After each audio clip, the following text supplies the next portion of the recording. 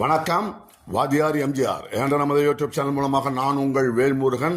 இந்த புதிய அரசு அமைந்ததிலிருந்து கான்ட்ரவர்சிக்கு மேல கான்ட்ரவர்சிங்க.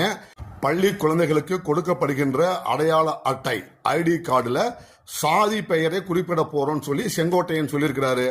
ஐடி கார்டுல பேர் இருக்கும், அப்பா பேர் இருக்கும், எந்த ஊரு எந்த தெருன்னு இருக்கும், மொபைல் நம்பர் இருக்கும், பிளட் குரூப் இருக்கும். கேட்டா நாங்க சமூக நீதி அரசுன்னு சொல்றாங்க. சமூக நீதி அரசுக்கும் ஜாதிக்கும் என்னங்க சம்பந்தம்? திடீர்னு ஒரு அமைச்சர் ஐபிஎல் கிரவுண்ட்ல உட்காந்துக்கிட்டு அது ஒரு கான்ட்ரவர்சி ஆன உடனே அவர் என் குழந்தைக்கு மாத்திரையை தூள் பண்ணி கொடுத்தாங்கிறாரு.